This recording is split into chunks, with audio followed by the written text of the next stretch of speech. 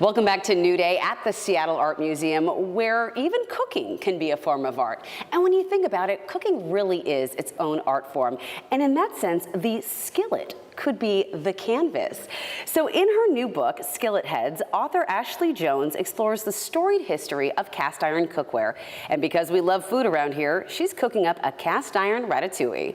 Because I think everyone has a cast iron skillet that they use at some time or another, but you really love it. Why do you love it so much? I do love it. You know, there's the nostalgic factor of it. You know, it's our grandma's pan, our great grandma's pan, you know, and we get to hold that bit of history and remember those good times around the table. But I also love that when I cook with it, bits of iron actually end up in my food. And that's the kind of iron that my body needs. Okay. And it keeps me from being anemic, which I had always been anemic my whole life, and now I'm not.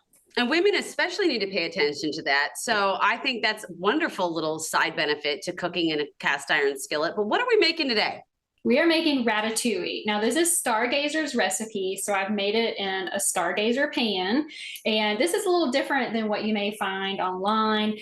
This is their special recipe that is perfect for a girls' get-together, a luncheon, a baby shower, some kind of event at your home, and it's perfect because it's gorgeous, and you can serve it in the pan on the table, so everyone really gets that awe factor. It's also vegetarian and super healthy, and we're going to use all those wonderful veggies from this summer. All right. When you say pretty and it's a jaw dropper, I'm worried. Is it hard to make? No, it's not. The only trick is getting everything cut up. And, you know, an eggplant and a zucchini are not going to be the same shape and size. But what I have found, and I'll show you how this works, we're going to layer it. So first of all, I've sauteed some onion and some garlic, and I've put that in the bottom of the pan. I've added some crushed tomatoes, just a nice big can of crushed tomatoes, a little salt and pepper. I like a little Italian seasoning in that too. And then we cut up a lot of eggplant and zucchini. And then I've got my squash here and Roma tomatoes. And you can see they're all different sizes. Yeah. And what I found is it really just doesn't matter because I cut my eggplant in half. I'm going to layer that in here like this. And I just set it down in that crushed tomato that was cooking for like 10 minutes. Okay. So I put this on top of it, and it's the color and it's the shape that just makes it so vibrant. So I just keep going in this order. So you make like a spiral in the pan? It is. It's a spiral, and then you do a spiral in the middle. When you're done putting your veggies in, you're going to cook it for 20 minutes with cover on it of some kind. I just used aluminum wrapper. Cover that 20 minutes. And then when that's done, take the cover off and then go for another 15 minutes. And it's going to cook at about 375. Now we've got parsley we can put on it. And I've also discovered that Parmesan cheese makes it better, but cheese kind of makes everything better. So this is just such a wonderful dish. It smells amazing. It looks amazing.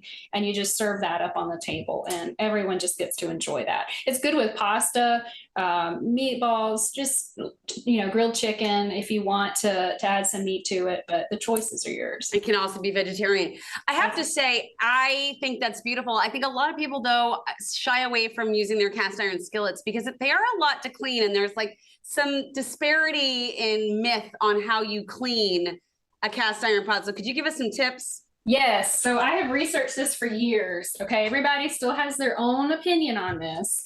But my take on it is that a little soap is okay. And the reason it's okay is because we're not using the same soap our grandmas used. Their stuff was made with lye, which would take off the seasoning. Ours doesn't. It's just detergent.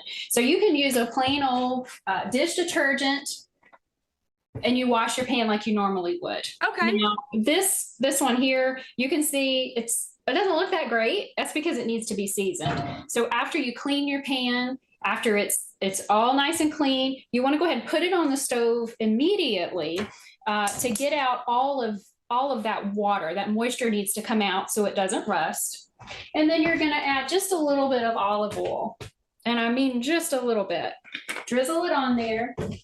And then you take your paper towels and some tongs and you rub it around. Now this is on low. low to medium. It doesn't need to be high. What I'm doing here is just coating this pan. And then I'm going to remove any excess. And that's kind of the key here. A lot of people do this. They just throw a lot of oil on it and leave it on there thinking more is better. It's not. It'll get gunky. I had no idea that that's how you seasoned it, that as soon as you wash it, you do that. My goodness. Wow. Yes. Thank you so just, much for telling us about this. Yeah. This is all in your new book. Tell us what else we can find in there. Oh, there's so much. So I interviewed a lot of those modern manufacturers to find out what makes their skillets different.